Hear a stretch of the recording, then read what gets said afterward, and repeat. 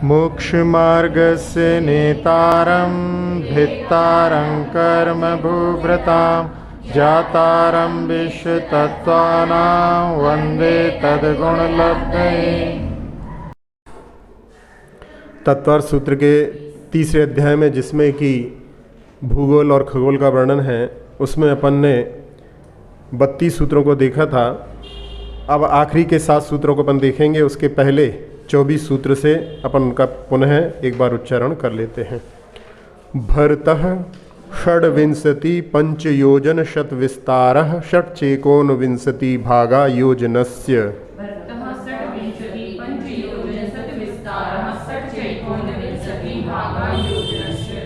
तद्द्विगुण द्विगुण विस्तारा वर्षधर वर्षा विदेहांताः। उत्तरा दक्षिण तुल्याः। भरतैरावतयोर्वृद्धि ह्रासौ षट् सम्याभ्याम् उत्सर्पिण् यवसर्पिणीभ्याम्।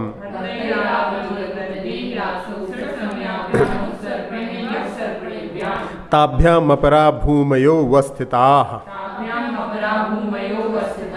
एकद्वै त्रिपल्योपम स्थितियो हैम्बतखारि वर्षक दैव कुर्वकाः।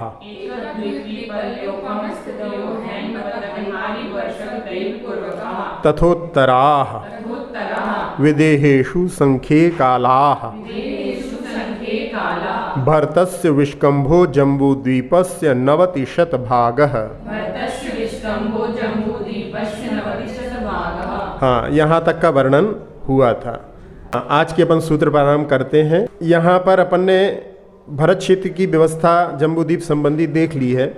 अब बाहर कैसी व्यवस्था है उसको जानने के लिए धातकी खंड की व्यवस्था कैसी है उसको बतला रहे हैं। द्विर्धातकी खंडे, द्विर्धातकी खंडे। हाँ, धातकी खंड नामक जो दूसरा द्वीप है उसमें दुगनी दुगनी व्यवस्था है, यानी भरत क्षेत्र आदि वहाँ पर 2-2 हैं। तो जैसे अपने यहाँ एक मेरु है, वहाँ पर 2 मेरु हैं। पूर्व में वहाँ पर विजय मेरु है और पश्चिम में अचल मेरु है।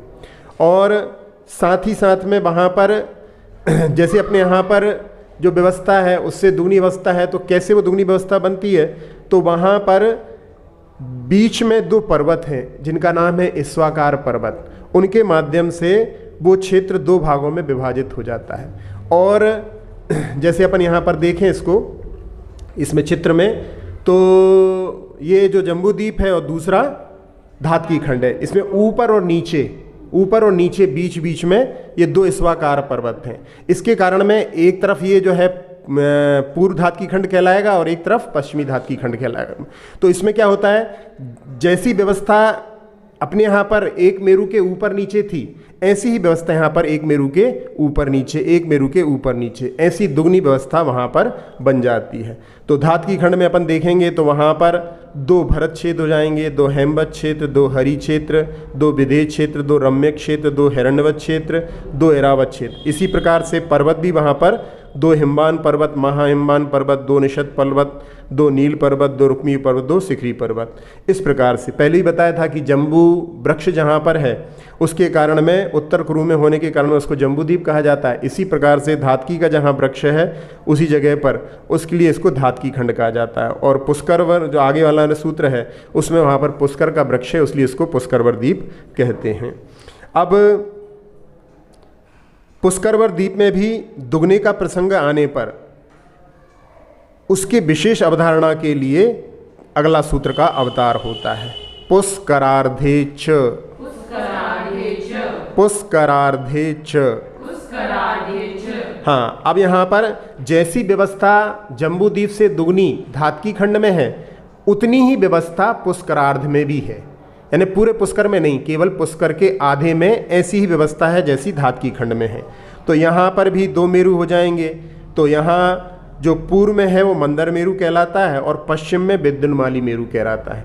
और जिस प्रकार से यहाँ पर 2 ईश्वाकार पर्वतों के माध्यम से विभाजन हुआ था, ऐसे ही 2 ईश्वाकारों पर्वतों से इस पुष्करवर का जो आधा है उसका भी विभाजन होता है। तो जैसी व्यवस्था धातकी खंड में है बिल्कुल समान व्यवस्था पुष्करवर द्वीप के आधे भाग में ही ऐसी व्यवस्था है।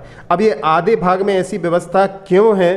क्योंकि वहाँ पर एक पर्वत है जिसको कि मानुषोत्तर पर्वत कहते हैं। उसके लिए अगला सूत्र आ रहा है, प्रांग मानुषोत्तरान मनुष्याः। हाँ, जो पुष्करवर द्वीप है उसके बीचों बीच में एक मानुषोत्तर पर्वत है और उस मानुषोत्तर पर्वत के अंदर अंदर जो है मनुष्य रहते हैं। तो उसके कारण में जो व्यवस्था जहाँ पर क्षेत्रों में मनुष्य आदि रहते हैं वो वहाँ पर केवल आधे तक है, उसके आधे बाहर के भाग में नहीं है। इसलिए यहाँ पर पुष्करार्धे पहले सूत्र में आधे ही में वो व्यवस्था की गई थी। तो ये जो है मानुषोत्तर पर्वत ये पुष्कर द्वीप के बीचों बीच में स्थित है। इस पर्वत के आगे मनुष्य चाहे विद्याधर हों चाहे ऋतिधारी मुनिराज हों, वे इसके बाहर नहीं जा सकते। और इसके भी चार पर्वत के चारों दिशाओं में वहाँ पर, जैसे ईश्वाकार पर्वत के बारे में भी बताया नहीं है, लेकिन ईश्वाकार पर्वत पर भी शाश्वत जिनालय होते हैं। इसी प्रकार से चार अकृत्रिम जिनालय, शाश्वत जिनालय इस मानुषोत्तर पर्वत के ऊपर भी हैं और ये 1721 योजन ऊंचा है। अब इसमें मनुष्य इसके बाहर नहीं जाते, लेकिन हम तो सुनते हैं कि कभी कभी केवली समुद्घात करते हैं, पूरे लोक में फैलते हैं। हाँ, केवल केवली समुद्घात को और उपपाद को छोड़ करके मनुष्य इसके पर्वत के बाहर नहीं जा सकता। तो केवली समुद्घात में जब उन केवली के जिनके शरीर के प्रदेश तो बने रहते हैं लेकिन आत्मा के प्रदेश बाहर निकलते हैं तो वो समुद्घात कहलाता है। तो उसमें सबसे पहले दंड जैसी अवस्था बनती है, शरीर के जो आत्मा के प्रदेश ऊपर और नीचे पूरे लोक के ऊपर और नीचे तक फैल जाते हैं, दंड बन जाता है। जितना अपना शरीर का आकार है ऐसे ही दंड बन जाता है।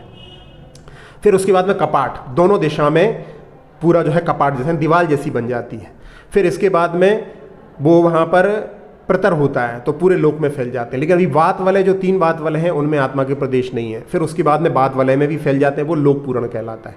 तो उस समय में 2.5 दीप तो बहुत छोटा है, उन आत्मा केवली के आत्मा के प्रदेश बाहर फैल रहे हैं तो केवल उस समय में वो बाहर हो सकते हैं। वैसे जो है कहते हैं कि 2.5 दीप के बाद में जो 5वें समुद्र में वहाँ पर जो तीर्थंकर के बालों को भी डालने के लिए जाते हैं तो वो उनको भी ले जाने में वहाँ पर समर्थ नहीं होता, वो भी बाल सब यहीं पड़ जाते हैं। फिर भी परंपरा जैसी वहाँ पर करने के लिए वो जाते हैं, वो सामान भी यहीं पर छूट जाता है। तो उसमें यानी समुद्घात को छोड़कर, केवली समुद्घात को छोड़ करके वो बाहर नहीं रह सकते मनुष्य। और उपपाद को छोड़कर, उपपाद क्या कहलाता है? कोई जीव जो उत्पन्न होने वाला है मनुष्यों में बाहर का, यानी 2.5 दीप के बाहर का कोई जीव मनुष्य में उत्पन्न होला, एक इंद्रिय है, देव है, नारकी है, जो बाहर से आकर के मनुष्य में उत्पन्न होने वाले हैं। तो क्या होता है, जैसे ही उनका मरण होता है और उनका मनुष्य आयु का प्रारंभ हो जाता है, तो मनुष्य आयु का प्रारंभ हो गया है उनका, तो उसमें विग्रह गति में जो आत्मा है वो मनुष्य आयु वाली है, तो वो केवल 2.5 दीप के बाहर उस समय में हो सकती है। बाद में तो जो है मनुष्य इसके बाहर नहीं जा सकता। तो 2 केवल परिस्थितियों को छोड़ करके मनुष्य इसके बाहर नहीं जाता। इसमें 45 लाख योजन प्रमाण 2.5 दीप का विस्तार होता है। तो इसको प्राप्त करने के लिए अपन कैसे बनाएं इसको, तो 1 लाख योजन वाला जम्बू द्वीप है। फिर इसके बाद में दोनों दिशाओं में जो कौन सा समुद्र है, लवण समुद्र, तो वो जो है 2-2 लाख योजन का हो गया। फिर इसके बाद में क्या है, धातकी खंड, तो धातकी खंड दुगना से तो 4-4 लाख योजन हो गया। फिर इसके बाद में कालोददी है तो वो 8-8 हो गया। फिर इसके बाद में अपने को लेना है पुष्करार्ध, तो उसके भी 8-8 ले लो। तो इन सबको मिलाएंगे आप तो पूरे जो हैं 45 हो जाएंगे। तो ये 45 लाख योजन इसमें ही केवल मनुष्य रहते हैं। तो इसलिए इसको जो है यहाँ पर एक आपने कभी सुना हो, प्रश्न आता है पंच पैताला क्या है, नहीं सुना कभी? पंच पैताला यानी 5 ऐसी कौन सी चीज़ है जिनमें 45 लाख योजन बराबर होता है। हाँ, तो ये नहीं, ये तो एक 45 लोगों का एक ही उदाहरण है, एक उदाहरण हुआ। दूसरा उदाहरण है उसमें सीमंतक बिल, जो नरक का 5 नरक हैं 5 नरक नहीं, जो पहला नरक है उसमें जो पहला बिल है, पहले नरक का पहला बिल है, उसका नाम है सीमंतक बिल, वो 45 लाख योजन के बराबर है। तो उसको भी 45 लाख योजन उसकी ऊंचाई है। फिर इसके बाद में मनुष्य क्षेत्र हो गया 45 लाख योजन, और इसके बाद में सिद्ध शिला भी 45 लाख योजन है। और सिद्धालय, सिद्ध शिला नीचे है। अपन कहते हैं कि सिद्ध शिला पर सिद्ध जाकर के विराजमान हो गए, लेकिन वो सिद्ध शिला में विराजमान नहीं होते। सिद्ध तो जाकर के जो बात वाले हैं, तनु बात वाले, वहाँ तक जाकर के उनका उनमें बात वाले खत्म होते हैं, वहाँ तक उनका सिर टकराता है। तो इस प्रकार से वो तनु बात वाले में ही रह जाते हैं। तो वो वहाँ पर वो भी 45 लाख योजन का ही ढाईदीप से, क्योंकि ढाईदीप से मुक्ति होती है तो वो भी हो जाता है। और एक और है देवों का ऋजु विमान। देवों का ऋजु विमान जो है, ऋजु नाम का विमान है सौधर्म स्वर्ग में, वो भी जो है 45 लाख योजन का है। मतलब समझ सकते हैं कितना बड़ा उनका विमान होता होगा। इस प्रकार से 5 चीज़ें 5 पैताला कहलाती हैं। इन 5 चीज़ों में सबका विस्तार समान है। तो एक समवायंग आता है, जो द्वादशांग में एक आता है समवायंग, तो उसमें समान स्थिति किन किन की है, तो इस प्रकार से उसमें निकाला जाता है। अब यहाँ पर प्रांग मनुष्योत्तरायण मनुष्य में मनुष्यों के इसके पूर्व में रहते हैं। अब उन मनुष्यों के कितने भेद होते हैं उनको बतलाने के लिए अगले सूत्र का अवतार होता है। आर्या म्लेच्छाश्च,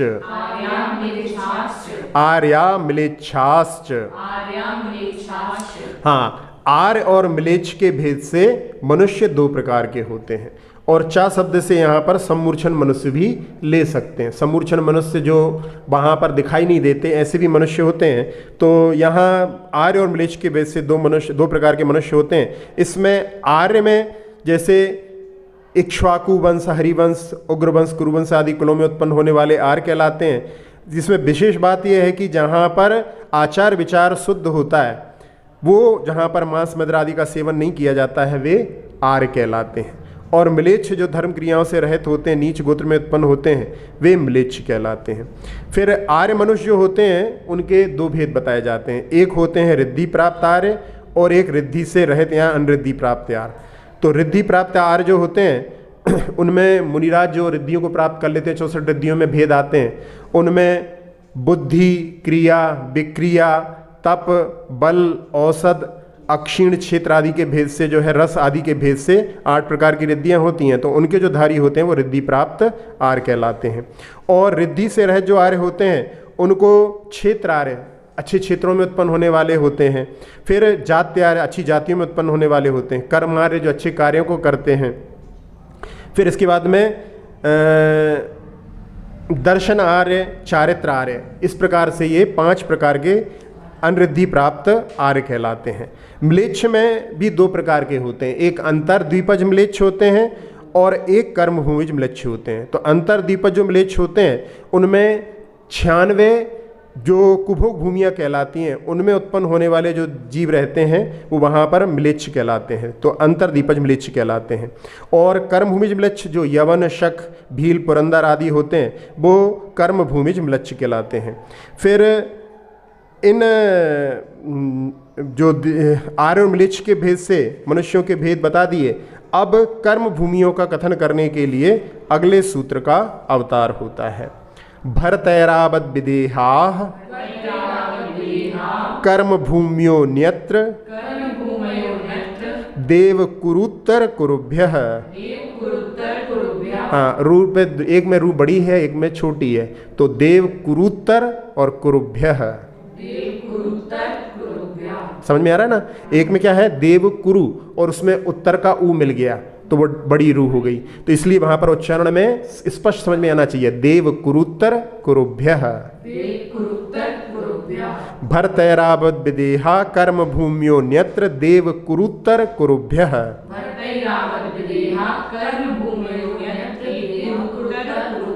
देव कुरुत्तर कुरुभ्यः। हाँ, तो देव कुरु और उत्तर कुरु ये भोग भूमि है, उत्तम भोग भूमियों की स्थिति रहती है। तो इनको छोड़ करके, क्योंकि क्या है कि जहाँ पर मेरु है उसी के पास में देवकुरु और उत्तर कुरु है, वहीं पर विदेह का क्षेत्र है। तो विदेह क्षेत्र पूरा ले लेंगे तो उसमें वो भी क्षेत्र आ जाएगा, इसलिए उनको छोड़ करके। तो भरत, ऐरावत और विदेह ये कर्म भूमियाँ हैं। अन्यत्र देव कुरु उत्तर कुरुभ्यः, यानी देव कुरु उत्तर कुरु को छोड़ करके ये सारी कर्म भूमियाँ हैं। तो 2.5 द्वीप में कर्म भूमियाँ जहाँ पर देखें अपन तो 5 भरत हो जाते हैं, 5 ऐरावत हो जाते हैं और 5 विदेह क्षेत्र हो जाते हैं। इस प्रकार से ये 15 कर्म भूमियाँ कहलाती हैं। अब इसमें विदेह के जो है बहुत सारे भेद होते हैं, क्योंकि एक एक विदेह के चारों ओर 32 विदेह की नगरियाँ हैं। एक विदेह के चारों ओर 8 ऐसी 4 नगरियां हैं, 8 की 4 भेद हैं उनके। तो उनमें आप लोग जो विद्यमान बीजतंकर की पूजा करते हैं, उनमें चारों दिशाओं में एक एक तीर्थंकर अवश्य होता है, इसलिए वो कम से कम एक तीर्थंकर तो एक दिशा में रहेगा ही, और ज़्यादा से ज़्यादा यदि होंगे तो उसमें सब में हो सकते हैं। तो एक क्षेत्र संबंधी 32, तो 5 मेरु संबंधी 160, और यदि उस समय में 5 भरत और 5 ऐरावत में भी यदि वहाँ पर मुक्ति का मार्ग खुला हो, तो वहाँ पर 5 तीर्थंकर यहाँ भी हो सकते हैं और 5 तीर्थंकर ऐरावत क्षेत्र में भी हो सकते हैं। तो इस प्रकार से 170 तीर्थंकर हो सकते हैं। तो यहाँ अपन 170 कर्मभूमियों को इस प्रकार से लगा सकते हैं। सामान्य से 5 भरत, 5 ऐरावत और 5 विदेह बता दिए, लेकिन और विस्तार से अपन समझें तो इस प्रकार से हो जाता है। अब इनमें एक कर्मभूमि स्वयंभू रमण समुद्र और स्वयंभू रमण द्वीप में भी है, जो सबसे आखिरी समुद्र और सबसे आखिरी द्वीप माना जाता है। वहाँ पर जो, क्योंकि मनुष्यों को तो बता दिया कि मनुष्य तो 2.5 द्वीप से बाहर नहीं होते, तो वहाँ पर तिर्यंच होते हैं और वहाँ पर भोग भूमि की व्यवस्था नहीं है। वहाँ पे कल्प वृक्षों के माध्यम से उनका कार्य नहीं होता है। तो वहाँ पर वो सम्यक दर्शन भी प्राप्त कर लेते हैं, कुछ जीव सम्मूर्छन होते हैं तो, और उसमें साथ साथ में इन्होंने पूर्व में सम्यक दर्शन प्राप्त किया होता है, तो वहाँ पर उनको सम्यक दर्शन प्राप्त हो जाता है, और अणुव्रतों को भी वो वहाँ पर धारण कर लेते हैं। ऐसे 5 वे गुणस्थानवर्ती वहाँ पर होते हैं, और उन्हीं के माध्यम से देवों की जो सीटें रहती हैं वो उन्हीं के माध्यम से भरी जाती हैं, क्योंकि वो होते हैं असंख्या। यहाँ पर जो 2.5 द्वीप के अंदर जो तिर्यंच होते हैं, समोषण आदि में जाते हैं, वो संख्यात ही होते हैं, और वहाँ पर वो असंख्यात जीव जा कर के देवों की जो है स्थिति देव बनते हैं, उसका भी अपन यहाँ पे इसके माध्यम से देख सकते हैं। फिर कर्मभूमि क्या है, तो जहाँ पर असी मसी कृषि विद्या वाणिज्य और शिल्प रूप षटकर्म होते हैं, वो कर्मभूमि कहलाती है। तो यहाँ से ही कर्मभूमि से ही जो है सर्वार सिद्धि के सुख और तीर्थंकर प्रकृति का कारणभूत असाधारण पुण्य भी प्राप्त किया जा सकता है, और यहीं से यदि नीचे का रास्ता खोलते हैं तो 7वें नरक में ले जाने वाला भी निकृष्ट पाप भी कर सकते हैं, और यहीं ज्ञानावरणादि 8 कर्मों को क्षय करके मुक्ति भी प्राप्त हो सकती है। और जो भोग भूमि है, वहाँ पर 10 प्रकार के कल्प वृक्षों से कार्य चलता है, वो भोग भूमि कहलाते हैं। तो कर्म भूमि और भोग भूमि का ऐसा अंतर अपन इस सूत्र के माध्यम से समझ सकते हैं। अब अगला सूत्र आ रहा है जिसमें मनुष्यों की आयु के बारे में बता रहे हैं। तो नृस्थिति परावरे त्रिपल्योपमांतर मुहूर्ते, नृस्थिति परावरे त्रिपल्योपमांतर मुहूर्ते। हाँ, नृस्थिति, नृ यानी मनुष्यों की, परा और अपर इसकी संधि होती है तो परावर बन जाएगा उसमें। तो परा यानी उत्कृष्ट और अपर यानी जघन्य। इस प्रकार से उनकी स्थिति कितनी है, त्रिपल्य। भोग भूमि के जो जीव होते हैं उनकी उत्कृष्ट आयु 3 पल्य की होती है, और अंतर्मुहूर्त जघन्य है। अब इसमें अंतर्मुहूर्त जघन्य में बाकी सब जो 63 शलाका पुरुष आदि होते हैं, चरम शरीरी आदि होते हैं, उनको छोड़ करके अन्य जीवों की लगाएंगे, क्योंकि इनकी इतनी कम आयु नहीं होती। और जो लब्ध पर्याप्तक जीव होते हैं उनकी आयु तो और भी 1 श्वास में 8-10 बार, तो अंतर्मूर्त में वहाँ पर उत्कृष्ट अंतर्मूर्ति नहीं है, जघन्य अंतर्मूर्त भी आ जाता है। तो इस प्रकार से यहाँ पर मनुष्यों की उत्कृष्ट और जघन्य आयु के बारे में वर्णन हुआ। अब तिर्यंचों की आयु का कैसा वर्णन है उसको आखिरी सूत्र में बतला रहे हैं। तिर्यग योनि जानांच, तिर्यग योनि जानांच। हाँ, तिर्यंच योनि वालों की जो आयु है वो भी इसी प्रकार चा शब्द के माध्यम से जैसे मनुष्यों में है वैसे ही इनमें है। तो यहाँ पर उत्कृष्ट आयु उनकी 3 पल्य है और जघन्य आयु अंतर्मुहूर्त प्रमाण है। अब इसमें त्रियंचों में अपन देखें तो त्रियंचों में सारे 1 इंद्री भी हैं, 2 इंद्री भी हैं, 3 इंद्री भी हैं, 4 इंद्री भी हैं, 5 इंद्री भी हैं। तो इनकी सबकी अपन आयु को देख लें। खर पृथ्वी जो कठोर पृथ्वी होती है, जैसे हीरे आदि होते हैं, स्वर्ण आदि के जो पाषाण होते हैं, वो जो है खर पृथ्वी कहलाती है। तो उनकी आयु होती है उत्कृष्ट 22,000 वर्ष। और जो मृदु पृथ्वी होती है उनकी उत्कृष्ट आयु 12,000 वर्ष होती है। फिर द्विइंद्री की 12 वर्ष। पहले अपन 1 इंद्री की देख लें, और तो उसमें जल कायिक की है 7,000 वर्ष। जल कायिक की यानी जो जल पड़ा हुआ है समुद्रों में, कुएं में, वो वहाँ पर इतनी उत्कृष्ट आयु वाला भी हो सकता है, उनकी आयु इतनी हो सकती 7000 वर्ष। फिर अग्निकायिक की 3 दिन रात। 3 दिन रात कैसी कि जैसे आप लोग जो खारी उठाते हैं 3 दिन के बाद में उठाने का कार्यक्रम होता है, तो उसमें 3 दिन तक जो है उनकी उत्कृष्ट आयु अपने आप ही वो शांत हो जाते हैं। तो इस प्रकार से अग्निकायिक की उत्कृष्ट आयु 3 दिन है। वायुकायिक की 3000 वर्ष। जो वायु चलती रहती है उसके माध्यम से, पंखे आदि के माध्यम से उनका हनन होता है, तो वो वायुकायिक के जो जीव रहते हैं वो 3000 वर्ष की आयु वाले उत्कृष्ट होते हैं। वनस्पति कायिक की जो है उत्कृष्ट आयु 10,000 वर्ष है। अभी विज्ञान में ज्ञात विश्व का जो विज्ञान है उसमें उन्होंने 6000 वर्ष का कोई पेड़ को ज्ञात किया है, उससे पुराना कोई वृक्ष नहीं है। इसका मतलब है जो पूर्व के वृक्ष थे वो नष्ट हो गए, 10,000 वर्ष से ऊपर कोई नहीं होता। तो ये भी एक विज्ञान का 6000 वर्ष तक बता रहे हैं, वो भी यहाँ पर जैन दर्शन के 10,000 वर्ष की आयु वाला वनस्पति कायिक होता है, ये सिद्ध होता है। फिर द्विइंद्रिय की आयु बताई थी 12 वर्ष। कृमि आदि जो रहती हैं वो 12 वर्ष की भी उत्कृष्ट इनकी स्थिति हो सकती है। 3 इंद्रिय की आयु है 49 दिन रात। फिर 4 इंद्रिय की 6 महीने। मच्छर आदि जो है वो 6 महीने से ज़्यादा इनकी आयु नहीं होती। पंचेंद्रिय में जलचर की वहाँ पर 1 पूर्व कोटि, सरीसृप गोह नकुल आदि की 9 पूर्वांग, फिर सर्प नाग आदि की 42,000 वर्ष, पक्षियों की 72,000 वर्ष, गाय भैंस आदि की भोग भूमि की अपेक्षा से 3 पल्ले। ये यहाँ पर इसकी स्थिति बताई। इनमें जो निगोदिया जीव होते हैं उनकी जघन्य आयु अपन देखेंगे तो वो वहाँ पर वही 1 श्वास में 8-10 बार इस प्रकार से भी निकाल सकते हैं। और ये जो यहाँ पर बताई जा रही है स्थिति, ये कहलाती है भव स्थिति, यानी एक भव में इतने समय तक वो रहेंगे।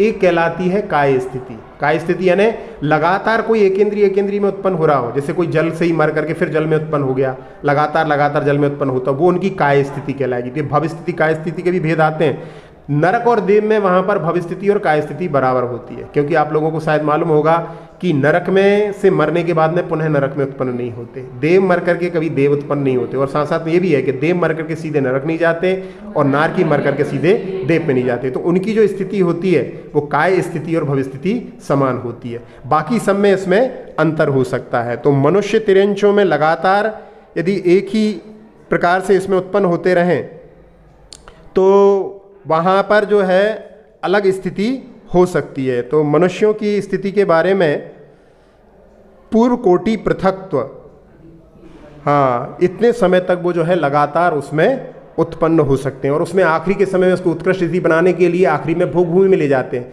क्योंकि भोग भूमि से बाद में क्या होता है कि भोग भूमि के बाद में वो सीधा जो स्वर्ग में जाते हैं। तो इस प्रकार से उसको लगाया जाता है।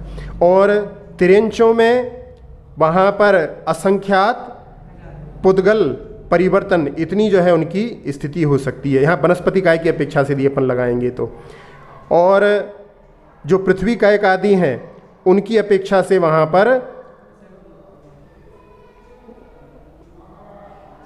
असंख्यात लोक प्रमाण इतने समय तक वो उसमें रह सकते हैं। और 2 इंद्रिय 4 इंद्रिय आदि जो हैं ये असंख्यात 1000 वर्ष तक उसी में उत्पन्न हो सकते हैं। तो ये भव स्थिति और काय स्थिति भी अपन इसके साथ में समझ सकते हैं। अब अपन इन सूत्रों को जिनको अपन ने उच्चारण किया है एक बार पुनः उच्चारण कर लेते हैं। द्विर्धातिकी खंडे पुष्करार्धे च प्रांगमानो शूत्रान् मनुष्याः आर्याम्लेच्छाश्च भर्तैरावद विदेहाः कर्म भूम्यो न्यत्र देव कुरुत्तर कुरुभ्यः।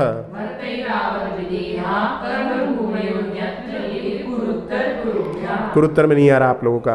भर्तैरावद विदेहा कर्म भूमयो न्यत्र देव कुरुत्तर कुरुभ्यः।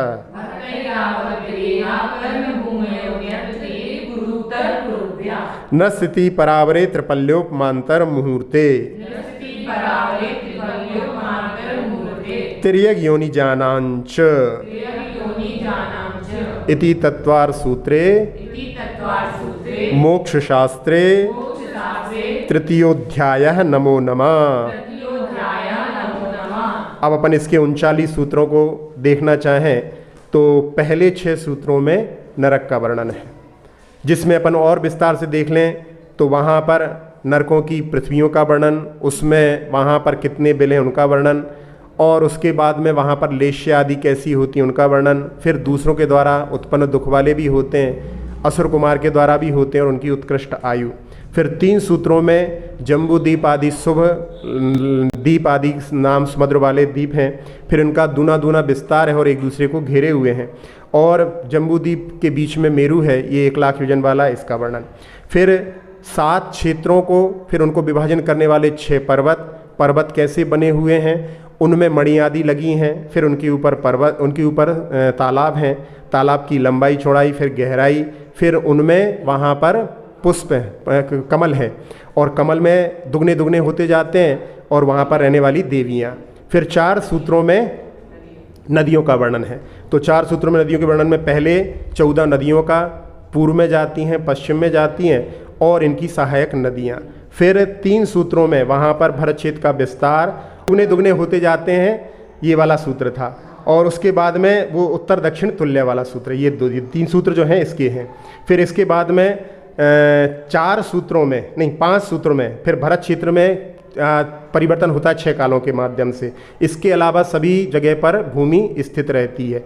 और उसके बाद में वहाँ पर 1, 2, 3 पल्ल की आयु वाला सूत्र है। फिर इसके बाद में वो वैसा ही उत्तर में है, नहीं पहले विदेह में संख्यात काल वाले हैं, फिर वैसा ही उत्तर में है, नहीं उत्तर में फिर विदेह काल वाला, विदेह में संख्यात काल वाले हैं, हाँ। और इसके बाद में फिर भरत क्षेत्र का 190वां वाला सूत्र है। फिर इसके बाद में 4 सूत्रों में वहाँ पर धातकी खंड, पुष्करार्ध के बाद में जो मानुषोत्तर पर्वत वाला और मनुष्यों के भेद। फिर इसके बाद में कर्म भूमियों वाला सूत्र है, फिर मनुष्यों की आयु और तिर्यंचों की आयु। इस प्रकार से ये 39 सूत्रों में तीसरा अध्याय पूर्ण हुआ। अक्षर पद मात्रा से दूषित वचन अगर ममहीन रहे, और प्रमाद कषाय के वश में सम्यक अर्थ विलीन किए। जिन वाणी माता मेरी उन सब त्रुटियों को क्षमा करें, दे आशीष शीघ्र हम सबको केवल लब्धि रमा मिले। प्राप्त हमें हो बोधि समाधि परिणामों की शुद्धि हो, निज आत्म उपलब्ध हमें हो शाश्वत सुख की सिद्धि हो। चिंतित वस्तु दात्री माता चिंतामणि उपमा भाति, करूं वंदना पूर्ण विनय से चरण रखूं मैं ये पाती। कर जिन वाणी स्तुति तन की ममता टार, महामंत्र का जाप अब सभी जपें नब बार।